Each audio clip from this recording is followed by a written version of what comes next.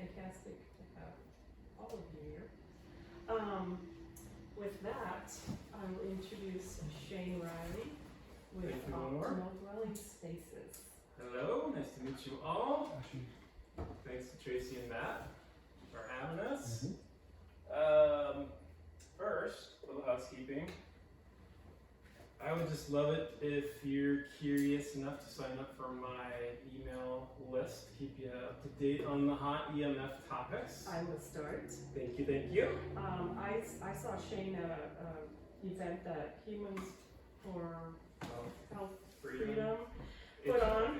Yeah, they put it on out in Oregon City at Costa Mesa, which was a mask friendly, unfriendly. Anyway, we didn't have to wear masks there. And Shane did a great presentation, and then we ran into each other again at the rally in Hood River a couple months back. So we are happy to have you. Well, are you local, Shane? I'm at Oregon City. Oregon City, okay. So local enough. Do you consider that local? Yeah, man. Yeah, actually, I'm hoping it'll give me some brownie points with all of you, but I am an Oregon native. Nice. And I'm certified as what's called a building biologist. And there's an institute, Building Biology Institute. Came over from Germany in the 80s. I'll touch a little more on that in a minute. Basically, my work is to identify and then help the client remediate EMFs, electromagnetic fields, in their homes, their car, their office, whatever area they might be concerned about. I do that over all of the Pacific Northwest. I've been doing that since 2017. And more recently, I began volunteering as the president of a nonprofit, 5G Free Oregon, which I'll tell you a little bit more about in a minute. Nice. So that's a little about me. Building biology is, as I said, this discipline that came over from Germany in the 80s, and it really is focused on creating healthy homes. Air quality, water quality, the connection with nature, the building materials used, and the electromagnetics. And so we work with homeowners, we work with real estate professionals, naturopaths, other professionals, to really kind of get this message out there that all of our modern conveniences have sort of disconnected us from nature and from optimal health. So that's really what we do.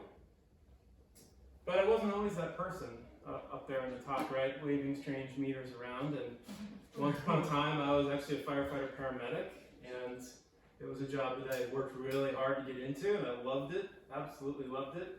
And shortly after getting in, I became debilitated mentally, physically. I started breaking down, I started cracking under the pressure and the stress. I probably don't have to tell you guys how stressful the world of first responders can be. And it just wasn't good for my body. Despite eating paleo and being in really good shape and working out with all the fire crew, it just wasn't working for me. And I learned a little bit about EMF, and a light bulb went off, and eventually I had to step away from it. I got better, things improved, and I learned more about EMF, and I thought, oh my God, I was soaked in EMF in the fire station, on my body, in the rig, up at night, artificial fluorescent lighting, just soaked in it. And it really became clear that that's why that was not good for my body. So that was my sort of watershed moment with electro-hypersensitivity. And just a year or two later, my mom, who's in the middle, contracted an aggressive form of brain cancer, glioblastoma. And from diagnosis to her passing was 8 months. It was like that.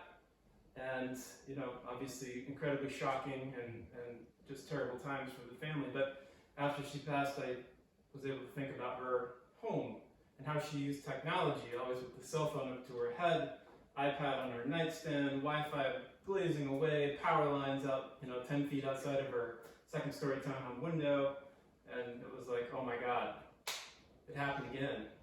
And so at that point, I was searching, how can I help people avoid this happening to them?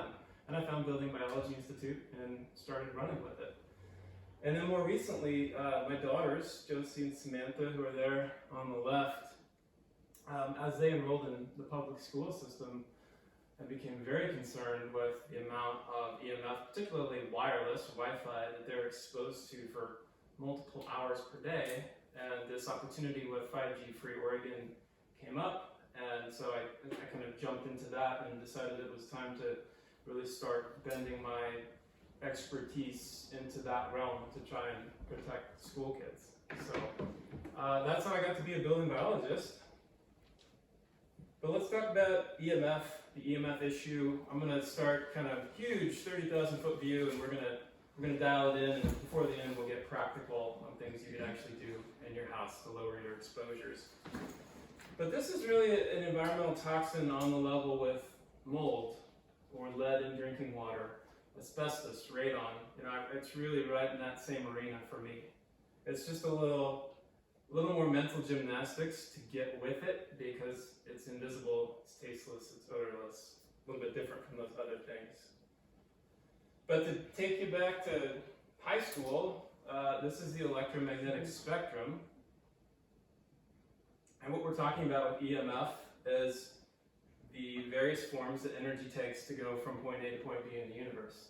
And there are artificial forms of energy that we have created and use to our advantage and our detriment.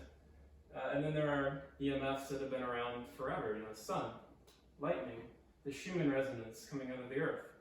So there's all various forms, wavelengths, frequencies that this type of energy takes, and it can be human-made, it can be natural. So if you're new to this, you might jump to the question of what does it do to my health? Well, let me tell you. It's actually not anything new, but this is a screenshot of a report that NASA did. They translated it actually from a Russian document that was dated from the mid-1930s. The Russians had looked at this. They had, on the left side there, you can see all the various body systems that they found, and we're talking about thousands of different effects cumulatively across these body systems when exposed to this artificial type of energy. So it's not a new deal, it's not a new thing to understand that this impacts human health. Much more recently, about 30 scientists, researchers, PhDs came together because they had had enough. They had seen enough data to want to sound the alarm bells. And so that's what they did. They collated thousands of studies, put them into this report. If you go to this website, bioinitiative.org, there's fantastic color-coded charts that list certain levels of this energy and the health effect that has been found in the study. So it's a great resource. It's been updated in 2014, 2017, and 2020. So it's a really good way to up your knowledge, share this with people. Even more recently, there's a prestigious research program in the US, the National Toxicology Program. They finished a 10-year, $30 million study looking at the effect of wireless radiation. And this is from 2G and 3G cell phones, right? So like outdated by a decade now. And the effect that those had on lab rats. And what they found after this comprehensive study was clear evidence of cancer, certain types of cancer, in the rats that were studied. And studying rats is the way, it's the base way. We can't just roll a bunch of humans into a room and zap them. So don't be deterred by that. That's common practice. Scott Kelly. And so they kind of, some researchers correlated this type of cancer they found in the rats, and that they had also seen in studies looking at long-term cell phone use in humans, and they found the same type of cancer cells growing. So I'm moving pretty quick here, but there's a ton of data out there, and it's pretty clear to me, and I would encourage you to read up a bit more if you're not quite sure on this, but I think it's pretty clear that this type of energy does have negative health impacts on humans. Everybody in this room is awake, waking up, and Right on. but not woke. Waked but not woke. So as children have a special spot in most all of our hearts in this room, I would imagine, I want to kind of zero in on kids and how they're actually impacted differently than adults. This is a great quote. I'm just going to read it. Children are not little adults and are disproportionately impacted by all environmental exposures, including cell phone radiation. Current FCC standards do not account for the unique vulnerability and use patterns specific to pregnant women and children. It is essential that any new standard for cell phones or other wireless devices be based on protecting the youngest and most vulnerable populations to ensure they are safeguarded throughout their lifetimes. And that's from the American Academy of Pediatrics. This is a great visual understanding of what we're talking about and how kids are affected differently, but their skulls are thinner. The size of their head really related to the rest of their body, that proportion, the head is much bigger than on us, on adults. They also have, until they're in their mid-20s, unmyelinated brains. The myelination is like insulation around the nerve fibers. That doesn't kick in till 20s? Until your mid-20s, your brain is not Especially for fully. boys. Yep. So their nerves, nerve fibers and connections in the brain are essentially unprotected, and there's thinner skulls, so you can see where it's going. Plus, a lifetime of exposure for a lot of us growing up. We didn't start out in the womb with an environment full of this artificial energy. Kids now, from conception, they're being bombarded with this artificial pulsation. They're going to have longer spans to be affected by it, and we really don't know how bad the fallout's going to be from that. It's still developing in these younger generations. So kids are definitely at bigger risk than adults, and we need to protect them. Speaking of protecting, the next question I want to ask is the government adequately protecting us? No. Not from anything at this point. I thought you guys might resonate with that. This is from a client in Bend. That's one of those fancy fake tree cell towers, about 200 feet from a kindergarten. You can see the play equipment there. So no, I don't think the government's adequately protecting us. But to further flesh that out, the exposure limit set in our country, you can see we're leading the chart versus other countries, but not in a good way. What was the country that the president was just had him knock them down just recently? Do you know what country that was? Because he himself was being affected, so he had them chop them down. Yeah, I think a few European countries have done similar actions. Was it Merkel? There's a German leader that was on hypersensitive. Merkel or? I haven't heard that she is. She's super naughty. Yeah. I think that she was one that even exposed to cell phones had a reaction and vulnerability in which kind of raised awareness. Yeah, that would be really useful if it was so. One of the main reasons that we're not being adequately protected is because there's a revolving door between the companies that sell these products, that are producing this energy, and the regulatory body that's supposed to be governing them, right? So the telecoms and the FCC. There's a great book here you can see. It's by Norm Alster. I think you can still get it on Amazon, but it just details this revolving door with names and faces and places and dates. So pretty juicy stuff there. This is a great article. It's from The Nation magazine. I think if you go to thenationmagazine.com and search for Big Wireless, they found they're essentially using the exact same playbook that Big Tobacco used for years and years and years. The disinformation and denial and buying science just to convolute and confuse and influence lawmakers. But it's a fantastic article, really detailed, and will blow your mind about what's going on out there. on the subject of buying science, it is a real thing. And a researcher at UW, actually, Henry Lai, looked at about 330 studies, and he broke them apart for the ones that had industry ties or industry funding, telecom industry that is, and the ones that were independent. And as you can see, the non-industry studies found a harmful effect from this radiation over 2/3 of the time.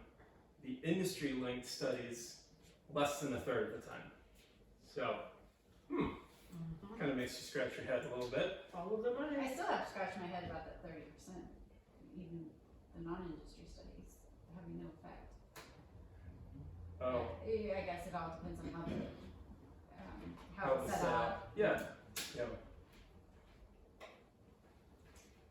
And I think you guys probably know about this one, as CHD was somewhat involved in it, but the FCC just got spanked for capriciously and arbitrarily not updating their guidelines from 1996, and you know, we all know how much the technology's changed since then, so. I didn't have a cell phone in 1996. Yeah. Right? They actually did a study in 1993 is when they did that test, and it wasn't until 3 years later that they actually had then put out those guidelines in 96. Yeah. So it was longer than 96. Older than that. Even older, yeah. And hopefully you all are signed up for the Oregon chapter of CHD because they literally just sent out an EMF related, 5G related email like yesterday. So it's going to be one of our new pushes to fight back against that as well. Yes. Fantastic. Check it out. So this is really good news here, and I wanted to touch on a couple of local efforts, and the top 3 here have been worked on heavily by my group, 5G Free Oregon. So Oregon State Bill 283, has anybody heard of that one? Tracy? Last time you talked about it. Yeah, so it was essentially tasking the OHA to review the available literature on wireless in schools to see if we were harming our kids. And they were very naughty. They did all kinds of things that they were not supposed to do. They used industry-funded studies. They threw out a bunch of other studies that they shouldn't. I mean, they've been taken to task on an international basis from scientists and researchers for the shoddy report that they produced. There were some hearings afterwards, and unfortunately right now, Senator Denbrow, who is heading the committee that kind of looked at the OHA, has really just sort of backed away into the shadow, even though the OHA during the hearings said that, you know, it was kind of doomed from the beginning and that they didn't do a good job and that more work was needed. So this is one of the things we're keeping our eye on to try and get them to, the OHA, to retract that report, because as long as it's out there, other states, other municipalities can say, hey, look at Oregon. They did this study, they said it's okay. So we want to get this study pulled back. There's actually a couple of really interesting things going on in Southern Oregon right now. They're proposing to put a cell tower up on a light pole at Southern Oregon University Stadium. And so that is being fought back by a sister group down there called Oregon for Safer Tech. That we're combining. So. But they're doing some really good work down there, and they're also in talks with the Ashland City Council on redoing zoning ordinances so that, for example, 5G towers have a distance requirement of how close they can be placed to populated areas, schools, neighborhoods, etc. So they're actually in talks, which is really positive, to redo those ordinances to give citizens more protection. And then you may have heard last month or two in Pittsfield, Massachusetts, the city council gave Verizon a cease and desist order for a tower that they had put up because people were coming out of the woodwork in this neighborhood with injuries and ailments and damage. It was amazing. And so the city council stood up and pushed back against Verizon. So That's awesome. I put this up here to say that, and you guys know this from your work with CHD, but the grassroots side of this is huge. And if we come together and enough of us are shouting and speaking out, using our money to donate to groups and individuals that are, you know, in a place to fight this kind of thing, that a lot of good things can happen. So, Shane, how long did it take in Pittsfield for them to start having adverse reactions? for a couple of the key families, it was immediate. Immediate? Yeah, from the moment they pushed the button to turn the tower on. So, I would just love it if you guys would consider making a donation to 5G Free. And we can do that after on the front porch, so we can do the cell phone stuff out there. But I just would love that, because, you know, lawyers to fight cell towers and all that kind of stuff are not cheap. And we're in 5G Free Oregon, all volunteer at this point. So we're really kind of bootstrapping it, and we're a pretty ragged bunch, but we're doing what we can, and we're really trying to raise awareness about wireless. We have the good grace of being connected with Dr. Martin Paul, who has written a lot of papers and done a lot of research in the EMF sphere. So that's fantastic. But we are really trying to grow. So if you or anybody you know who's passionate, who has bandwidth and time, might want to get involved, please have them contact me. Please come talk to me afterwards. You know, particular skill sets like legal or accounting or folks that have worked in nonprofits before are really valued, but we're so tiny right now in what we want to do. We just need people who are passionate. So if your light bulb just went off of someone you know, please let me know. So I have a real quick question. Yeah. So I know you're small and just getting started, but do you guys have any ideas or strategies for how to fight back or push back in areas in Oregon where they've already massively installed 5G towers? Well, the Pittsfield example is a good one. Okay. You know, if enough people come together and speak out, great things can happen. It is very difficult once they go in. Yeah. You know, so there's a lawyer named Andrew Campanelli who assists different groups like this in essentially helping city councils and other decision makers see past some of the strong language in the 1996 Telecommunications Act. And we actually, a couple years ago, had him write a letter to the Portland City Council. So retracting towers that are already placed is pretty tricky, but, you know, educating decision makers is probably the best angle, influencing them beforehand. Yeah. Good question. I've been in Hillsborough. So, All up in Hillsborough. Yeah. so we signed up for the newsletter by putting our emails on there, right? Yep, so I will, if you guys sign up there, we'll get you on the 5G Free email too, so you can see what's going on there. So let's kind of whittle it down a little more practical now, and, you know, how can we protect ourselves? Jack Cruz, love him. Yeah, I love Jack Cruz. He's not everyone's cup of tea, but he wants to be everyone's wake-up call, as he says. So I love this quote. When we think about making our homes safer in terms of EMF, we really want there to be an easy button, but there's not. There's so many snake oil salespeople out there shilling, you know, sticker or a little crystal or some random thing that will somehow still allow you to make and receive calls on your cell phone, but make it safe radiation, right?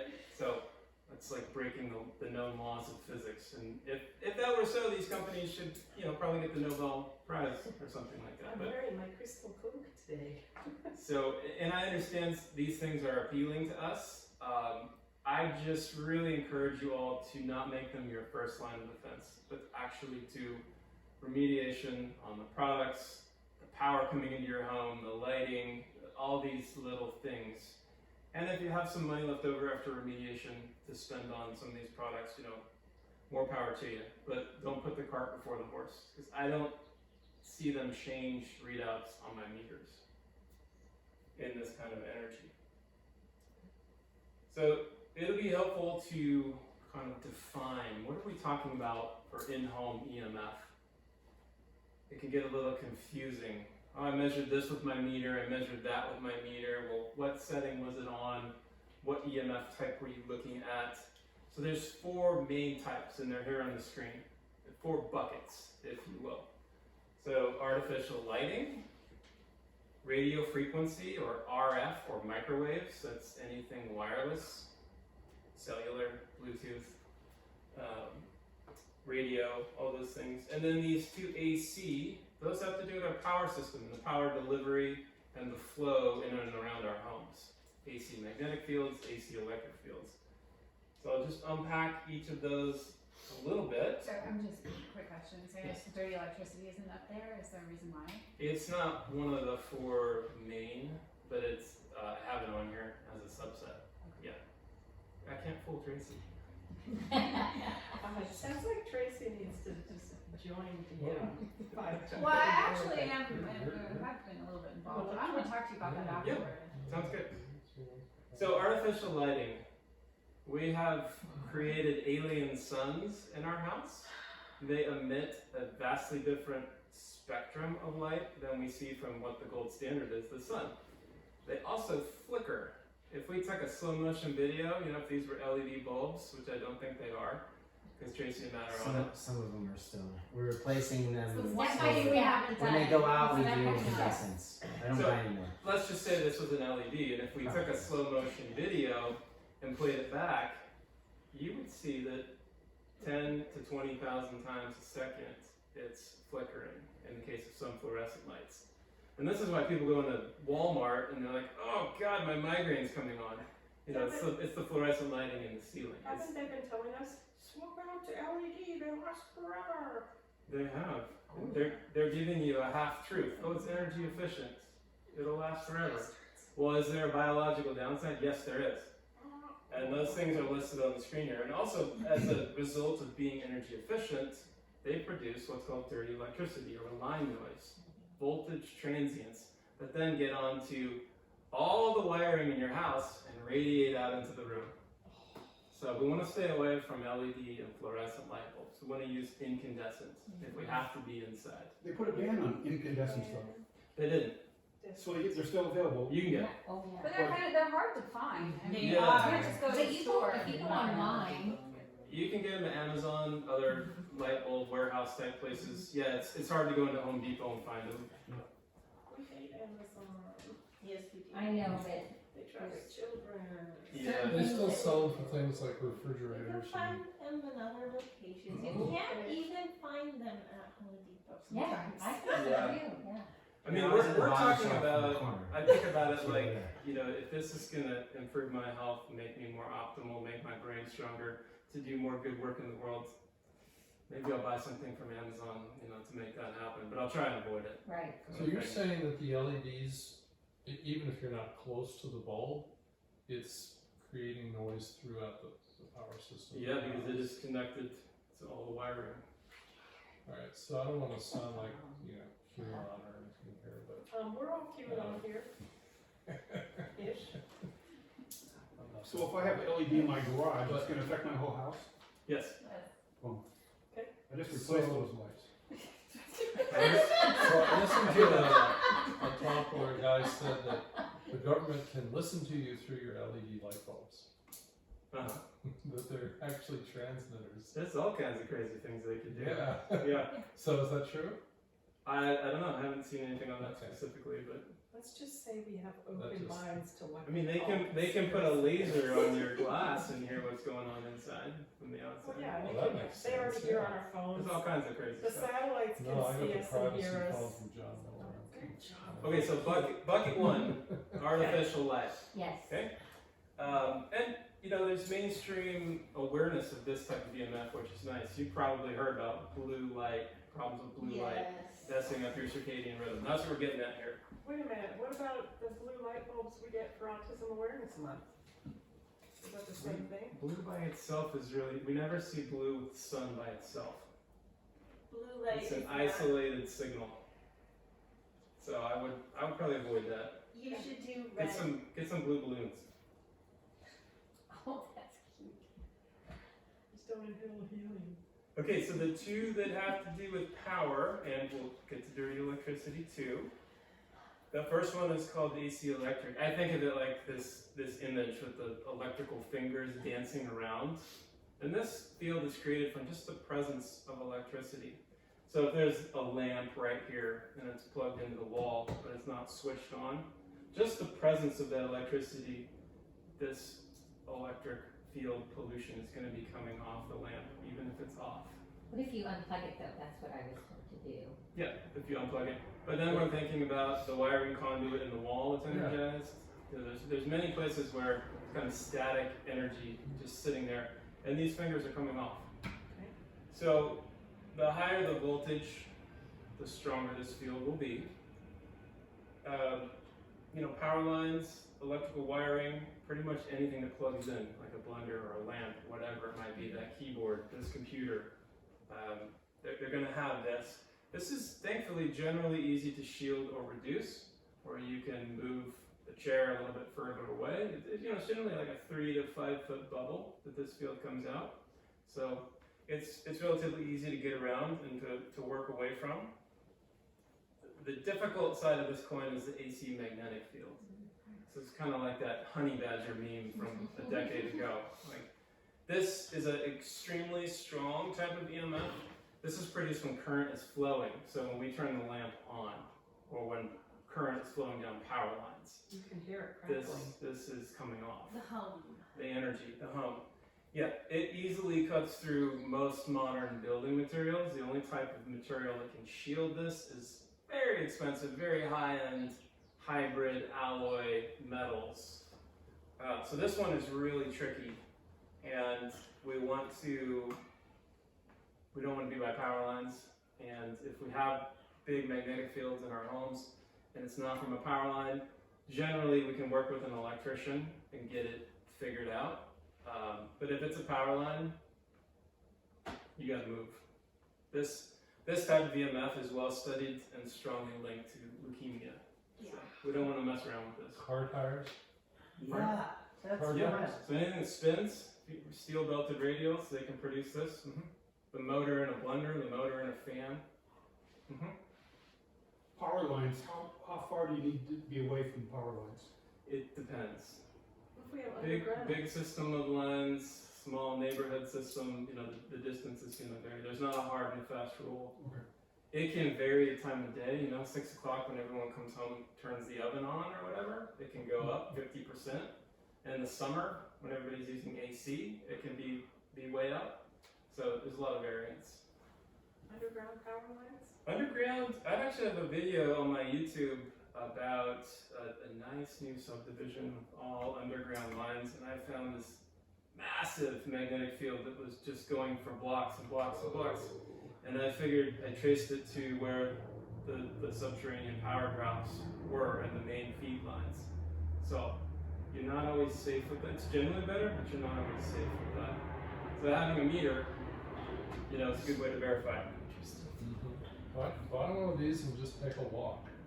And absolutely, like even a single power line, I've had it register walking under it, across to the other side of the street. Yep. Narrow street.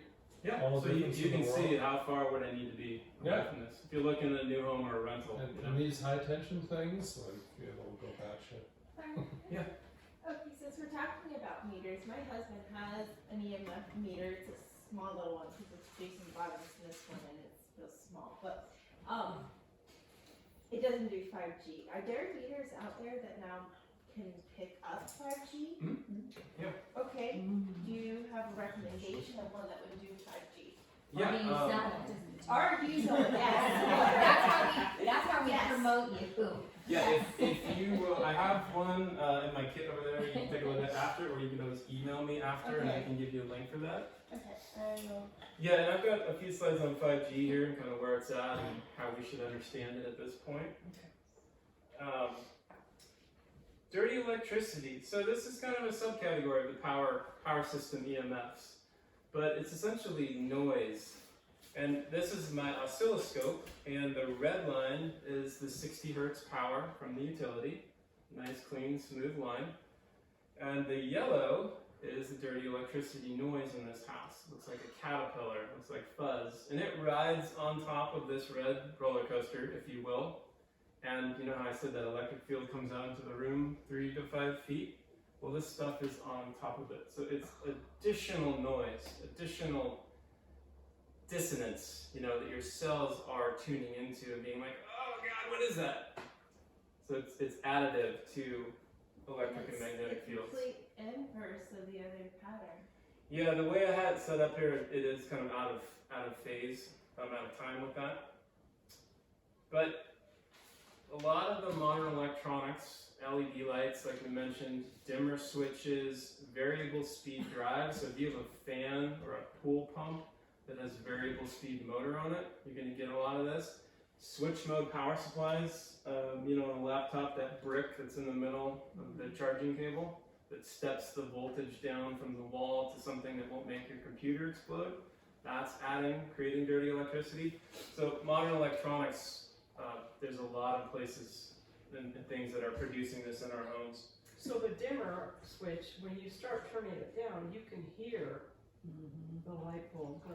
Can you buzzing? Yeah. Until you turn it off. Yeah, until you turn it off completely. Not good.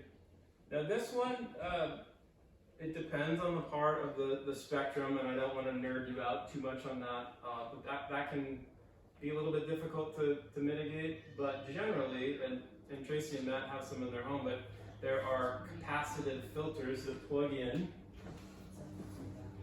A very, very simple design. And these are very good at kicking this noise down and kind of eating it up.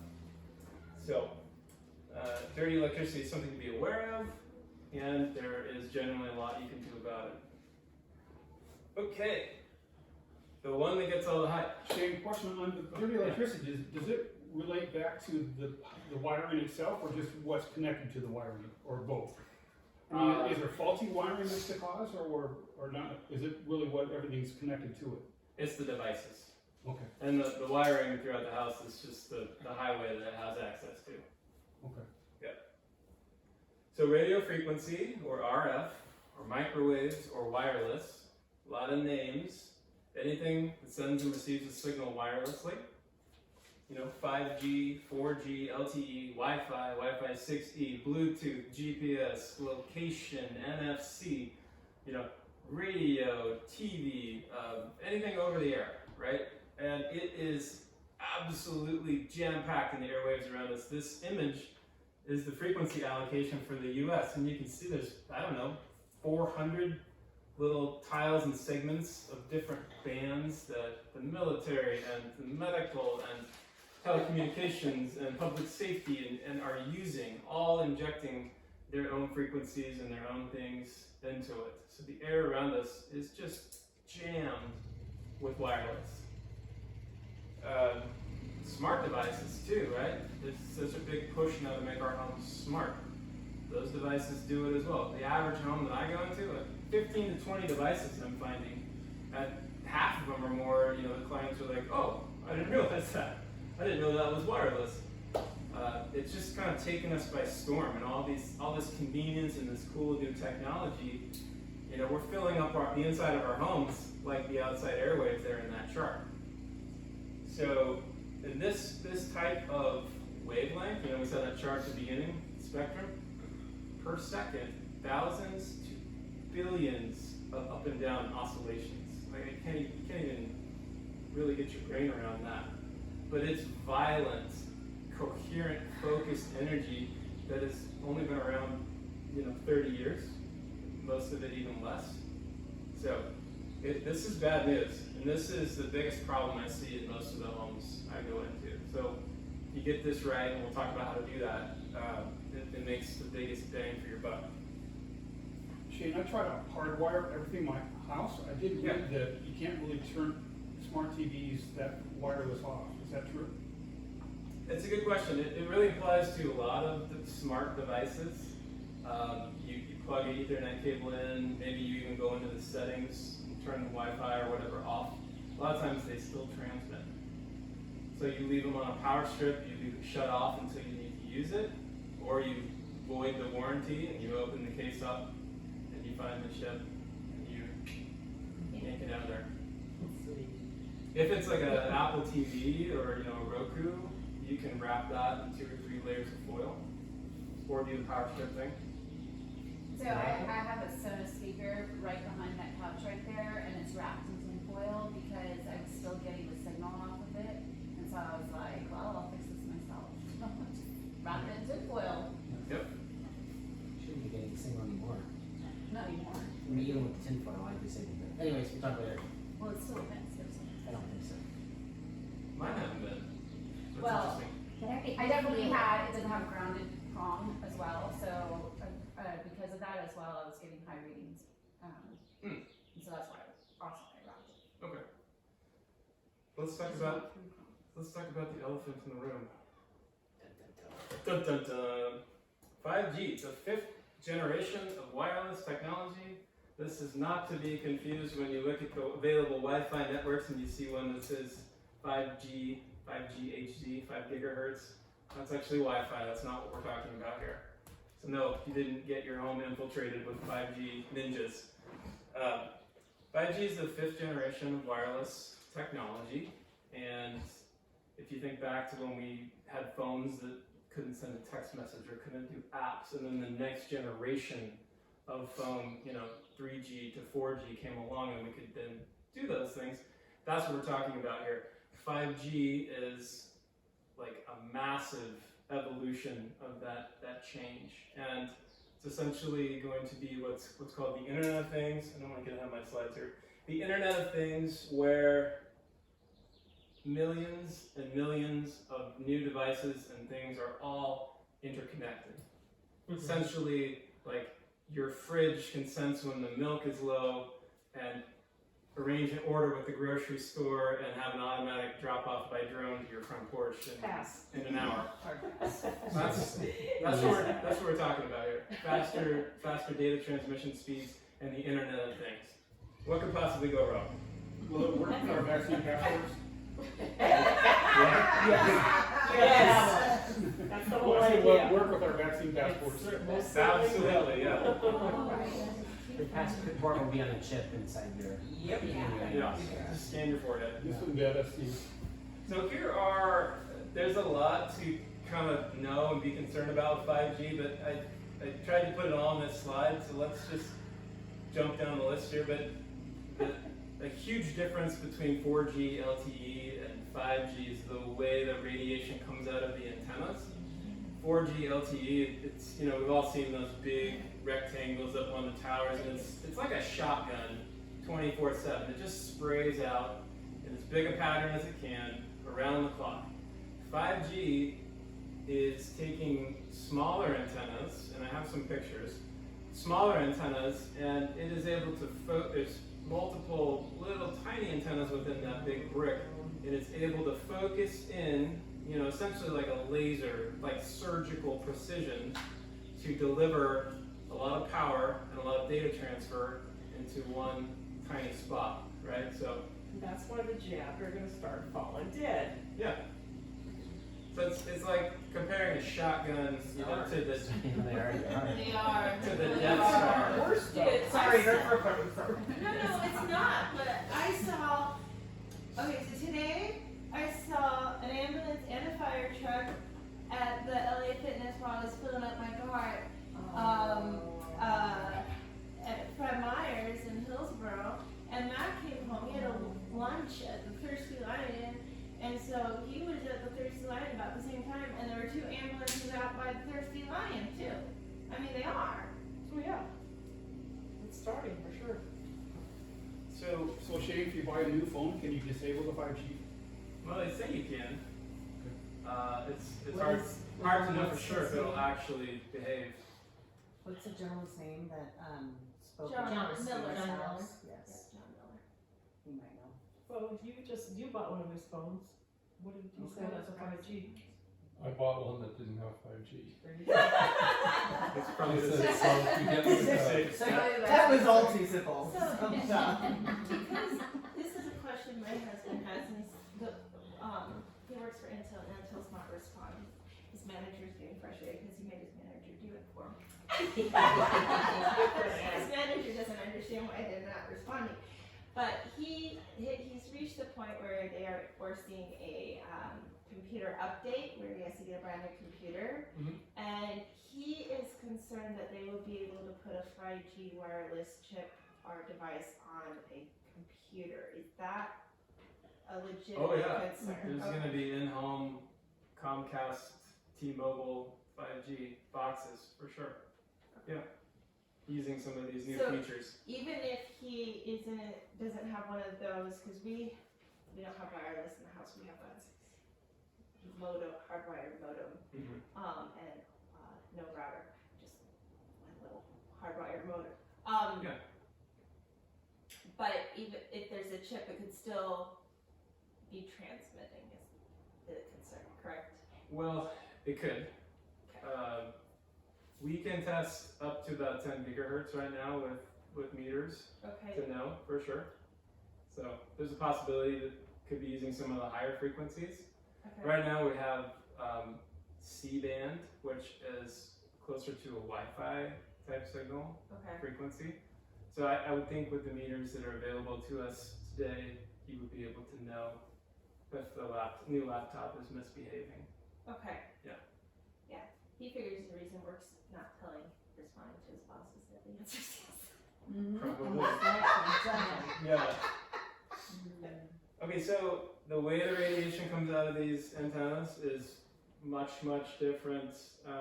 There's some debate on how far it could penetrate skin. Arthur Furstenberg, who wrote The Invisible Rainbow, pointed out, okay, so let's say it doesn't penetrate that deeply in your skin, but what happens if you cross a beam and it goes across your eye? You know, the delivered wattage of these antennas, if they're all focused, would be enough to fry an egg on the sidewalk. So what if it goes across your eye, which is completely different material, right? So. Well, they say though the 5G is dangerous too, just penetrating at 1 millimeter. I guess just the very little bit it affects your glands, and the health effects from that are, is something that they have never seen before or experienced before. And so there's a lot of concern about that. Just that just barely penetrating your epidermal layer. Absolutely. You know, UV light, which is a very powerful stimulant from the sun, only penetrates a millimeter or two, but that's enough to deliver that wireless signal to your body. So yeah, it doesn't have to be very deep at all. Because they're going to be using much higher frequencies, that doesn't travel as far. So they're going to put antennas much more closely together. Millions of new antennas. That's like much closer to our homes and businesses. Isn't it like 1,500 feet? One every 1,500. Yeah, it's not very far at all. It's like 100 feet. So you know, even if you're not concerned, even if you're not concerned about the biological effects of this, like what does that do to property values in the neighborhood? You're putting a box out on the street, you know, in front of your house like that. You know, there's a lot of reason to be concerned. The health impacts, deploying it in this way on top of 4G. This is not replacing 4G. This is adding to it. You know, we kind of know, we've done some studies on millimeter waves, that high level of frequency, but in the way that it's being deployed and used with 5G, we don't know what's going to happen. We don't have any reason to think it's good, but it's really untested, unstudied. Also, tens of thousands of satellites in space, right? Trying to cover every inch of the globe. Data privacy, right? With this Internet of Things and knowing when your milk's low and all, there's a lot of data about you that's going to be collected, and who has access to that? And are you giving consent? And you know, hacking, that's on here too. All these new devices, you know, there's going to be a million software glitches and vulnerabilities in these things, but your data's going to get stolen. Things are going to go haywire. I mean, we've all heard stories when Tesla autopilot misreads the situation, you know, and somebody gets run over. Like, these systems are not perfect. So, and then like I said, this is adding on to everything that's already there. This is not replacing anything right now.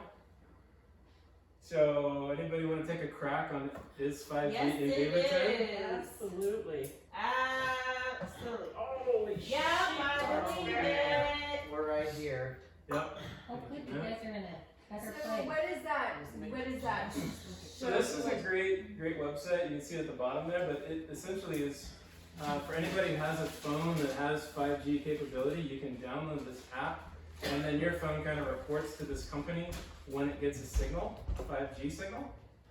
So I think it's pretty legit, and you can see. I mean, it kind of makes I sense. think it's pretty legit because a lot of that I know there's towers in those areas. Yeah, they're putting it generally on existing towers. Highest population areas are saturated first, like Portland. Main thoroughfares next. You can see 26 Yeah. and 185th, and all the main thoroughfares. Tech, Intel, Nike. Yep. And they're So- putting them on the traffic lights and the the little boxes. So you said you Yeah, have I've got some pictures. Yeah. She wants me Yeah. to scroll down so we can see. Scroll down a little.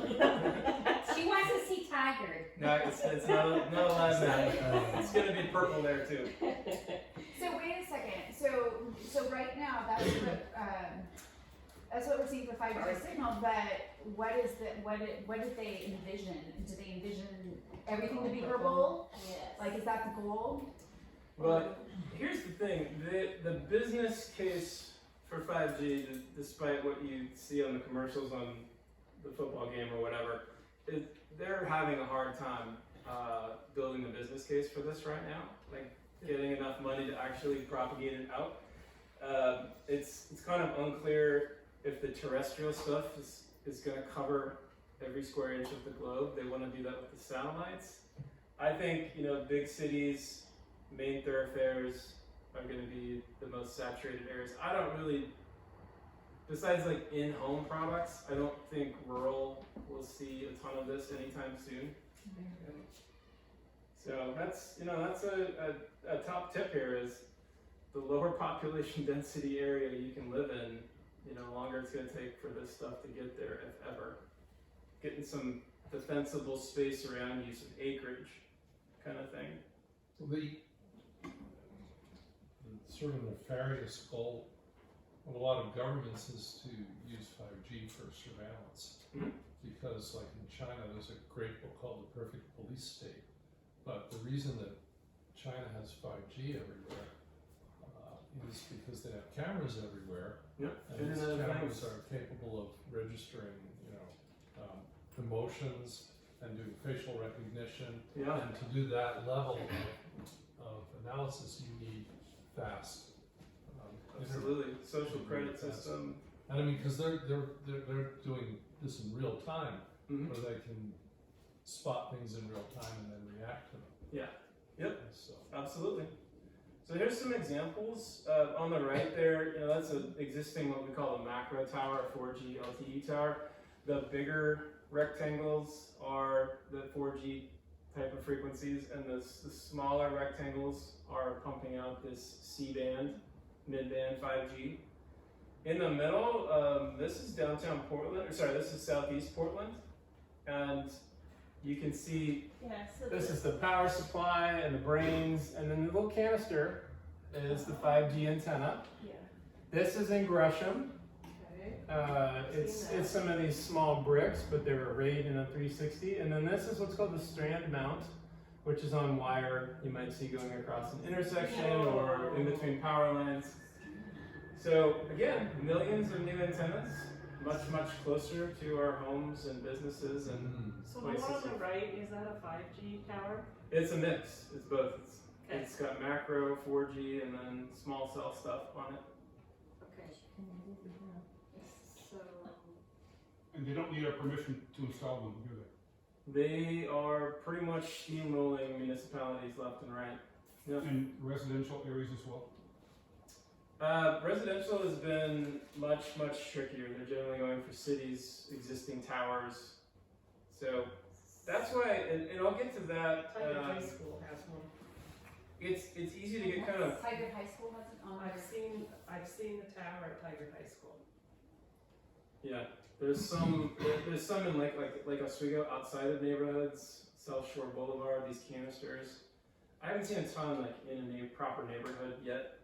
and there's no way to know looking at those big 4G arrays whether they include 5G. Right. Well, It's a they're size. they're generally the smaller pucks. Uh-huh. So they just add them to the 4G. Yeah. Okay. 4G is not good for these. So you though, can so- just assume that they all have it. The one right there. Yeah, just start looking. Masons, Start checking them out. 99W. Have you seen theirs? What's that called? What are the Freemasons called? Masons. Okay. Right there on the right side, 99W, they have a huge cell tower in the back of their property. Well, I got a rifle with a scope. I Not that I'm suggesting. I thought we trust me. It's crossed my mind. asked Around about it here, because you would they never not see any send cars parked in that lot. Well, guess what? They park in the back. The good news here is that a generation of a cell phone takes, a decade to fully roll out. And the 5G that we have right now, I would really say is more like 4.1G. There's definitely reason to be concerned.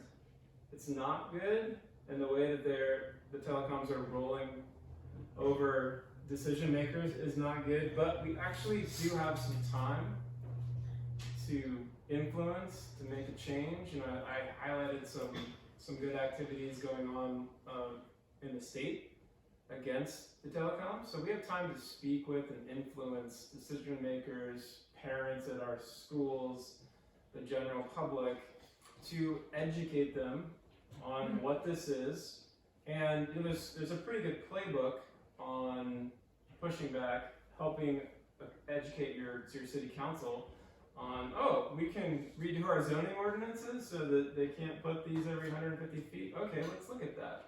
So what is the industry, what's their business case for why we need 5G when 4G has been doing the job pretty well? Yeah, it's incredibly fast. You can download a movie in 2 seconds.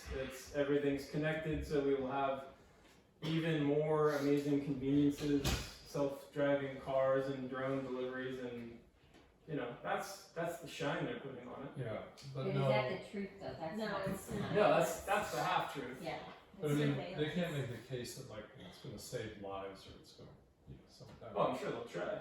Right. Try. It's, Here's a new paramedic that's dropped in by a helicopter. like it'll I'm talk sure to they'll your, try.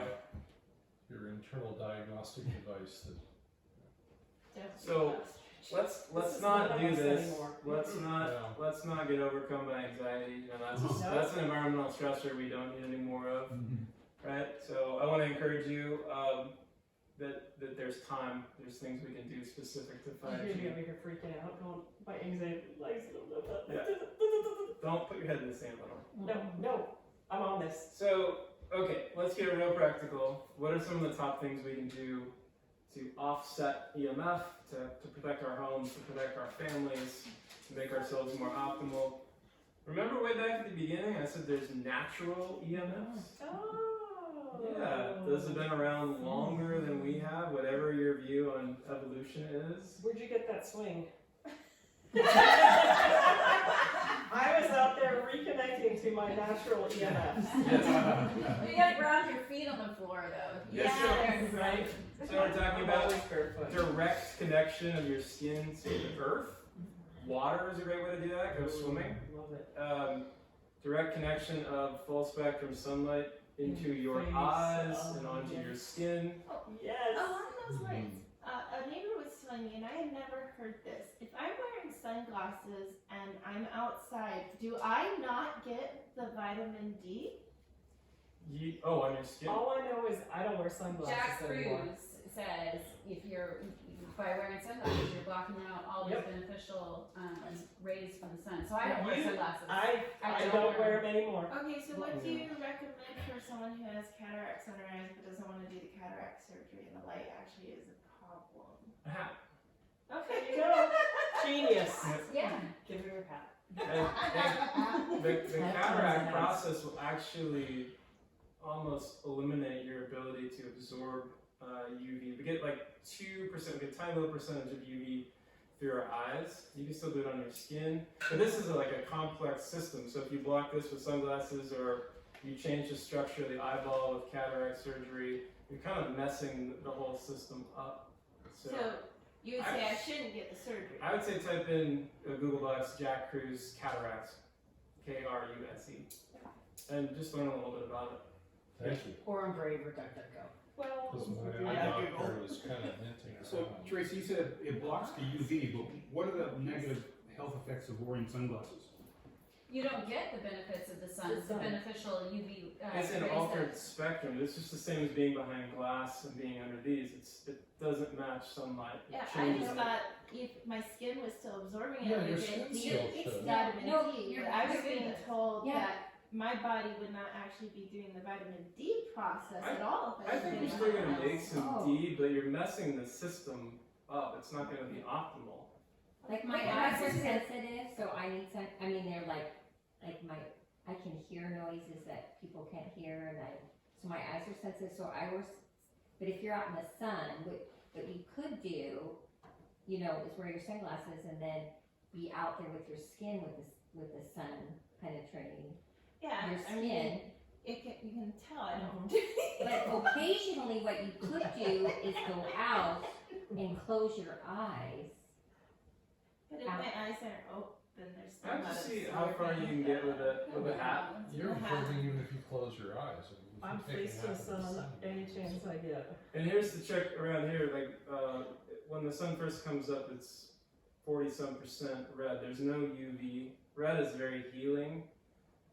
So you can kind of acclimate to brightness that way, and just, you know, an hour and a half, 2 hours in, depending on the time of the year, that UV is gonna kick in.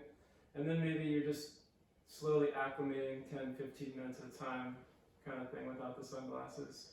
Now, since in a car I'm already got the glass filtering, would it not really be a big deal if I still wore my sunglasses while driving?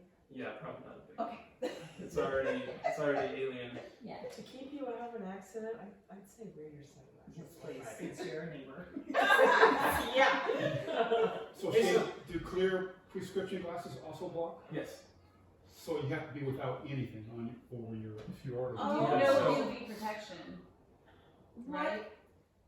No, I'm saying the clear ones as well. They also block. So you need to be without anything to get the benefits of the. Yeah, so you just, you know, go stand out and see the sunrise, and you just lift them up and kind of stand there for a little while. When I'm out golfing, I should take them off in between shots or something. I would take some breaks, you know, Absolutely. spend some time with them off. Okay.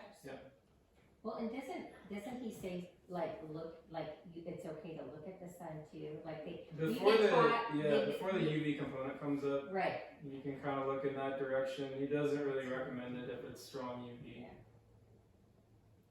So, and the other thing in this picture is the interpersonal energy exchange with a loved one, with someone you enjoy or care about. Like, those are positive EMFs too.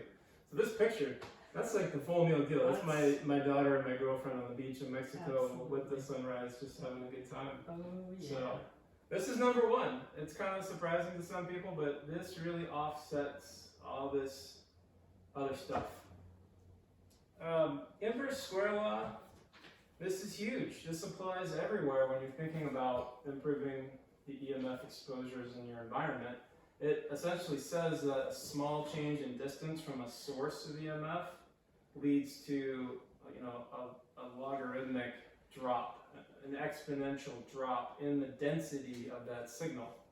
So here's, you know, let's call this is the amount of power at this distance, and then if you go to this distance, the same amount of power is spread out. It's like rolling dough out thinner, you know?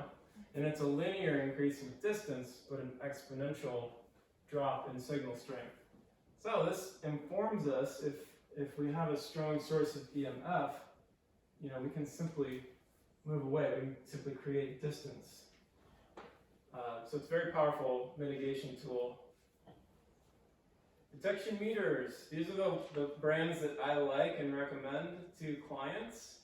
But, you know, having some kind of meter is better than not having them. And they're really powerful in defining your environment, or if you travel, you check into an Airbnb, you know, you want to know what's going on in there, or you want to know why you don't feel good in there. This can be really helpful.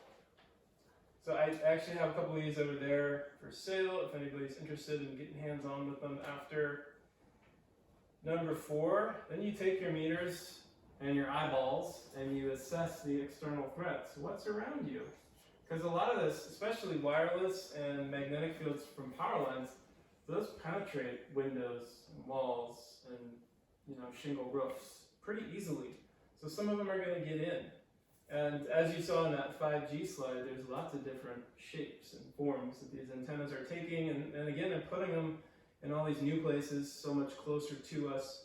Lighting, you know, street lights make it like solar noon in our house in the middle of the night. You know, it's totally destroying the circadian rhythm, the day-night cycle. It's not good. And then on the top right there, that's a utility transformer that steps the voltage down from the power line to go into your house at a safe voltage. But you share that canister with 2 or 3 other homes. So whatever's going on in their space has a conductive pathway into your space, potentially. So if your neighbors have solar, if your neighbors have a pool and a pool pump, you could be getting some of that noise coming in. So we need to know what's going on out there, what's going on around us. We might have to do some shielding. Paint the walls, use a bed canopy. There's a ton of different ways to do it. Eliminate wireless. This is huge. You know, like I said earlier, if you do nothing else in the mitigation of your house, you're well on your way if you get rid of wireless in your house. And again, kids are more susceptible. This is from Environmental Health Trust, but it just shows this radiation, how deeply it gets inside a kid's skull. The minimum starting point that I want you to think about is to turn them all off at night. All the wireless devices, your router, you know, get a very simple timer plug switch from Ace Hardware, put them on a power strip, just get them all off at night. You don't need it on, you don't need it. The gold standard here is to hardwire into an Ethernet connection. Tracy and Matt have done that, and you kind of live with an ecosystem of adapters, and you get used to it, and the Ethernet cable goes in, and this goes into your device, works for your laptop, for your TV, for your iPhone. Pretty much all of your devices are going to work just as well as they ever did. And better. Can I put a plug in for our cable company that we use is Ziply, and they have a system where it's called Mocha, but we have these adapters, and every time there's a coax outlet in your home, you can just plug this device into it, and it'll convert the coax to Ethernet signal. And so we use that, so we don't have to have. We didn't actually hardwire our whole home. We just have everywhere there's a coax in the girls' bedrooms or in our bedroom or down here we have the Mocha device, and that just puts an Ethernet cord off of it, so you don't have to have like cable running everywhere throughout your home. Yeah, because it's much more common for homes to have the coax outlets in different rooms versus the Ethernet ports. Until Ziply decides to turn that off and go all streaming or something, Yeah. which they may, and we might be. You just never know. So. Just never know. Will that work with Comcast too? No, we had it. We originally had DirecTV, and I called Comcast tech support and on the phone for hours just trying to get an answer like, do you guys do Mocha? Media over coax 2.0 is the standard, and I couldn't get anyone to figure it out, and I finally went with Ziply, and they told me that they did, and everything has been amazing ever since. So we've been able to maintain our speaker systems. You'll notice there's a Ethernet cable that plugs in there, and everything else in our home so it still looks pretty clean, but you don't have any of the EMFs talking to each other. So. And Mocha stands for what again? Media over coax. That's another great option. Along the lines of eliminate wireless, avoid early adoption of new gadgets, right? This stuff is so high powered now, and we've got 5G coming online with all of these things. You know, I was the guy in line for the first iPhone, you know, I was that guy. Don't be that guy or gal now. Just wait, pump the brakes.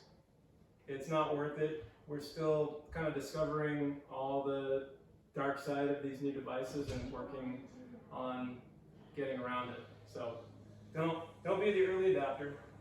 Creating easy on and off points, putting everything like in this area on a power strip and just leaving it off until you need to use it. It's a really good way to not even worry about is it transmitting, is it not transmitting. Cell phone. Cell phone on speaker, never up to your ear if you have to make a cellular call, okay?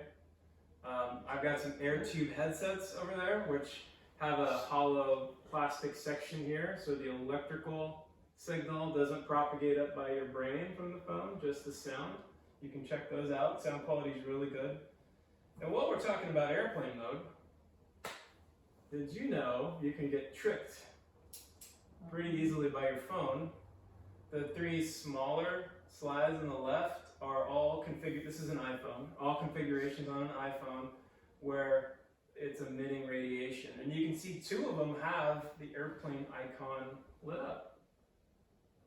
But there's 4 antennas, sorry, there's 3 main antennas on your phone: cellular, Wi-Fi, Bluetooth. And until you toggle them to look like that, they can be transmitting. Even if they're not connected to any network, they're still sending out their, hey, I'm here signal. Is anybody out there that I can connect to? So, That's why the sign in the front says multiple antennas. so don't be fooled. You have to actually go sometimes into your control panel to do this instead of just swiping up. You said there were 4? There's 3 main ones here. Okay. I do have a question. So, in terms of the most harmful to our health, do we know which antennas? Because, like, I use my navigation. That's one thing that I cheat on. Like, so I'll take my phone off airplane mode. I'll put in my map destination. Put it back on airplane mode, and it will still give me maps, so I can use maps. Yep. And you know, I'm thinking because I'm not using cellular, I'm okay, and I've just told myself this, but I'm questioning, like, do you know GPS. the GPS? Is it harmful, more harmful, less harmful, the same? And I don't know. There's not any studies that compare like specific components in that way. But you know, if you're turning as many antennas off as you possibly can, that's going to be You still have to be able to function. So, It's either GPS or you get out your map. Right. So I chose Nobody has time GPS. to do the map. Tell them so for does everyone. the newer cars that have, you know, my car's got the Bluetooth thing. Yep. So is the Bluetooth always on in the car, whether or not You you're... need to go into the settings and turn it off and then verify it with your meter. Yeah. I love that. Don't trust the settings. Yeah. Okay. Like the hands-free. We're almost there. Somebody needs to do a study on that though, because I have never heard anybody talk about like how the different antennas, you know, are some worse or less than others. So this radio frequency is all, it's like pulse modulated.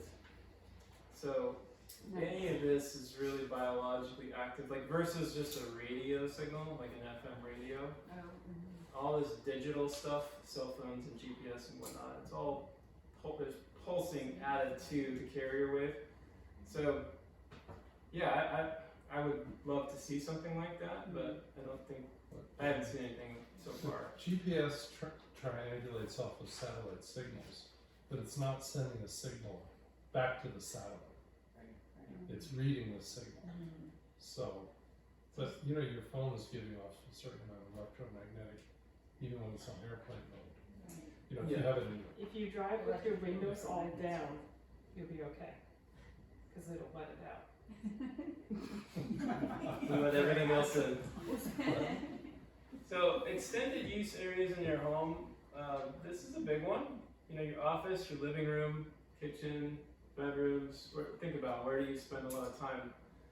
And use those meters and assess the room for hotspots. Where does the meter go crazy? What does that mean? What device is right there? What things are there?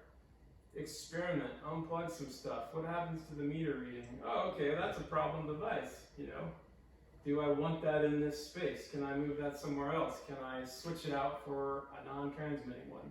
It's a discovery process in your home. Anywhere, like your office or anywhere you're taking your laptop, only use it on battery power. Don't use it when it's plugged in. That's a snake coming out of the wall. right up onto your keyboard and onto your fingers and the rest of your body, and it's pumping you full of this electric and magnetic field. When you are on battery, that exposure is significantly reduced. Batteries use direct current discharging. Our North American power system uses alternating current. That's the one that's more concerning biologically. So anytime we're plugged into the wall, we're getting that alternating, that AC. What about if the keyboard is like a USB keyboard? It's Yeah, and that external. was actually gonna be my next question. Yeah, That's what. all Or a keyboards are wireless keyboard. not created equal. The cord, the cable can bring that energy down I again think to you your can hands. buy eco keyboards. There are some friendly ones. The Bluetooth keyboards solve one problem but create another, right? Because Bluetooth is wireless. Right.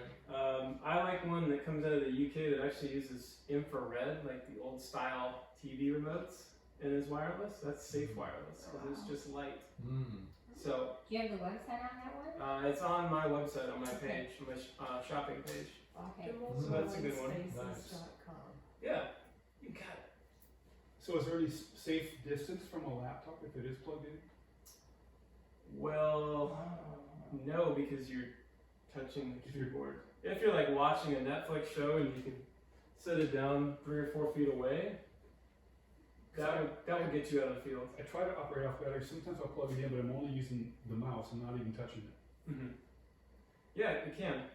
You would need a meter to be sure, but that's a conductive pathway off the machine to the mouse that then touches your body. Okay, grounding. So you may have noticed like plugs in your home have 3 slots in them, and you may have noticed in other homes 2 slots. So that 3rd slot was an advent, some decades ago, adding this conductor throughout the whole home called the grounding cable. And we're going to use that. That's used in the electrician world for different things, safety. But we're going to use it as a pathway for this EMF to go away from us and out into the electrical system and out of the home. So appliances, like you can get, if you have an Apple product or maybe some PCs, but you can get the charging cable for it that has 2-prong or that has 3-prong. Have you seen that? So you want to be able to have 3-prong on as many of your appliances as possible. You can retrofit your lamps at a small appliance repair shop if it's close to you. You can also, and I have some in my kit, but there are plugs that go into like a USB port or a USB-C port that are an additional grounding pathway for your electronics. I'll show you them after, but that's a good way to give this extra way for the energy to go away. So What are those called? they're just called grounding accessories, grounding devices, grounding plugs. Yeah, and then lighting. We talked about lighting before, but how much lighting is around us in our homes that doesn't match the sun? Screens and phones and bulbs and the readout on our oven, it's all emitting this very specific type of blue light. It's a big concern. So switching out your light bulbs for incandescent screens. Thank God there's really good software now that mitigates the light coming out of screens. It's called Iris. Just look for Iris screen software. That'll address both the color coming out of the screen and the flicker. And then most phones now have like a night shift or a dark mode built in. So you can turn the color warmer, which takes more of the blue out of it. There's a company called BENQ. I bought one of their monitors. They're not expensive, and it doesn't have the flicker. Huh. It's an eye-saving monitor with flicker-free. Cool. Have you taken a slow-mo video with your phone? That's a good idea. You should. Yeah. So these are the things we're thinking about in all of our common use areas because we're spending a lot of time there. The name of the game here is not to become a Luddite, a technology Nazi, reduce ourselves to the Stone Age, but it's to intelligently and methodically reduce our overall amount of exposure time and the intensity of that exposure. So trying to find how much of my day and my night can I cut this stuff out and in what quantities. That's what we're talking about here. And that leads us to sleep. So creating a sleep sanctuary that's protected from EMF is the biggest bang for your buck. Sleep is the key time, right? For healing, for regeneration, for rest. This screenshot is it's something I produced with my meter that shows essentially a heat map of the bed and these EMFs.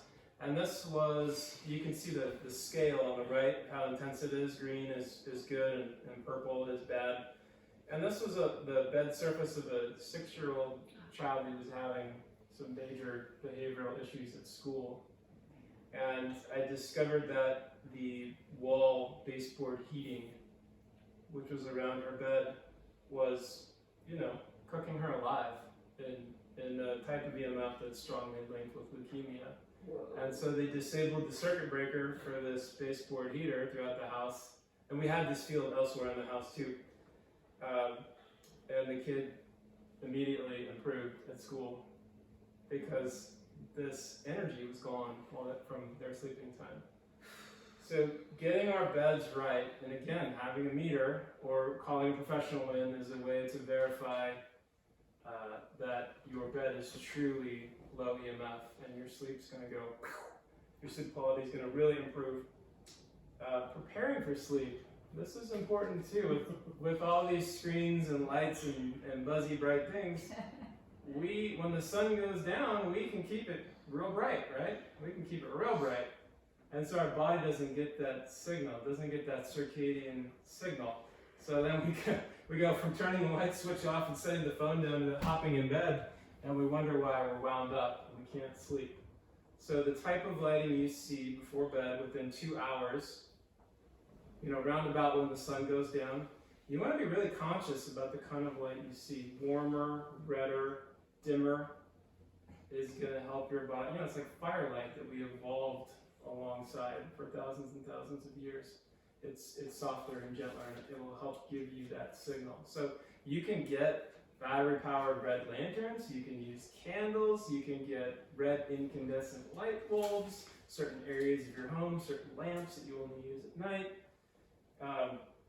Your bedroom should be completely dark, blackout blinds. Again, there's so much of this light pollution outside coming in from streetlights and cars and all kinds of stuff.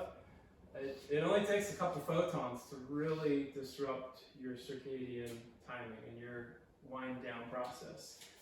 Also, we haven't talked a ton about the behavioral side of technology, but social media is incredibly stimulating and not always in the best way.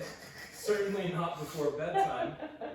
So I would challenge you all, within 2 hours of bed to put the phone down, get off the social media, read a book, meditate, do some yoga, whatever, to help yourself wind down. And then the final thing you can do here is to enlist professional EMF services. If you've looked at this issue online, there's a lot of noise out there, just like anything else, and it's hard to kind of get to the bottom and know what's good and bad and legit and not. And that's where I can come in and give you that fast forward, cut through that and really assess your home, give you a report that lays it all out, where you're at, how you compare, and build a custom plan, that you can then start marching down the steps, order this product, call this electrician, those types of things, all specific to your home. And, based on my 5 years of experience now working in people's homes.